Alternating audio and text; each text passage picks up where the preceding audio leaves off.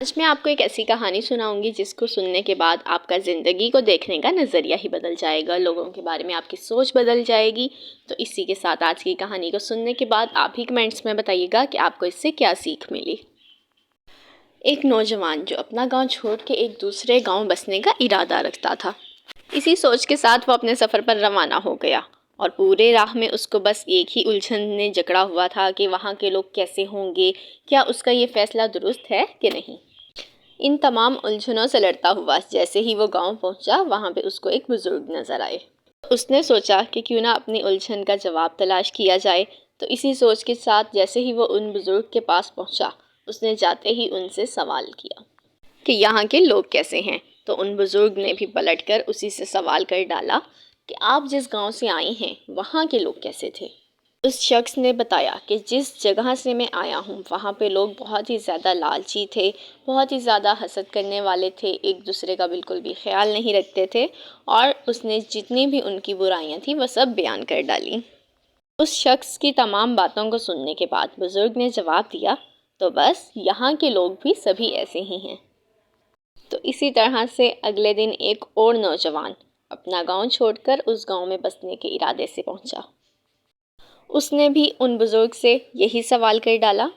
دوسرے نوجوان سے بھی بزرگ نے وہی والا سوال کر ڈالا کہ آپ جہاں سے آئے ہیں وہاں کے لوگ کیسے تھے۔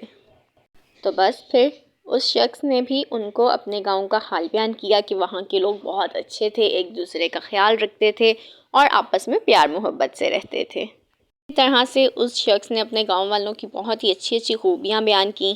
ان سبھی خوبیوں کو سننے کے بعد بزرگ نے جواب دیا، یہاں کے لوگ بھی بالکل ایسے ہی ہیں، ایک دوسرے سے پیار محبت کرنے والے اور ایک دوسرے کا خیال رکھنے والے۔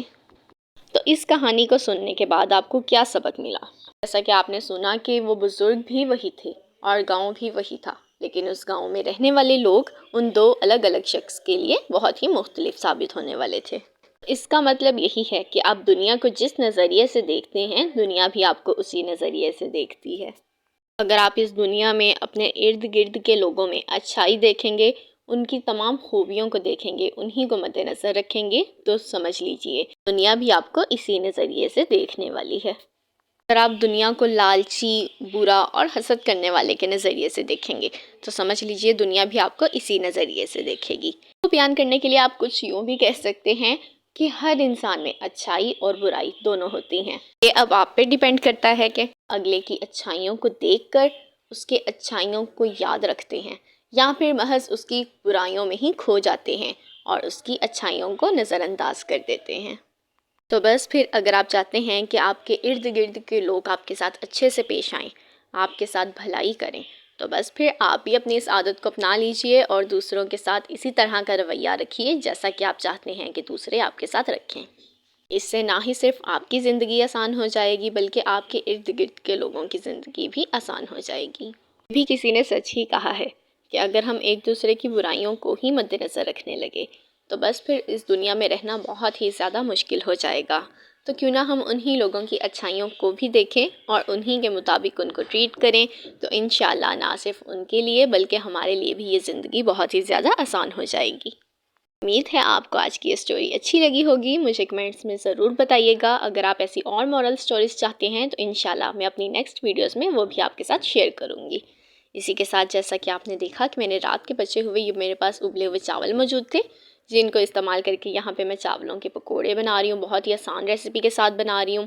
آپ نے دیکھا اس میں نے پیاز اور تھوڑا سا دھنیا باریک باریک کاٹ کے شامل کیا تھا، اسی کے ساتھ اس میں تھوڑی سی اسپائسیز آپ اپنے ٹیسٹ کے حساب سے بھی ڈال سکتے ہیں۔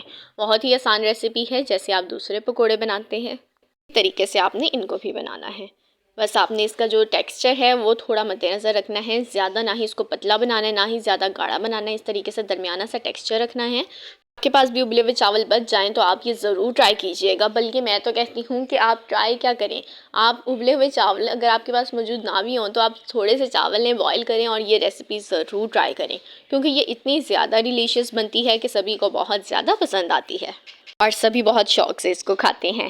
تو اسی طرح سے اگر آپ بچے ہوئے چاول موجود ہیں تو ان کو بھی استعمال کر لیجئے اور یہ بہت ہی ڈیلیشیس سے پکوڑے بنا لیجئے اگر ایسا نہیں ہے، آپ پھر بھی یہ کھانا چاہتے ہیں، تو آپ اسپیشلی بلکہ آپ بنائیں گے، آپ کو جب یہ آپ ایک بار بنا کر کھائیں گے تو آپ ان پکوڑوں کے لیے اسپیشلی چاول بوائل کریں گے، بہت ہی ٹیسٹی اور ڈیلیشیس بنتے ہیں۔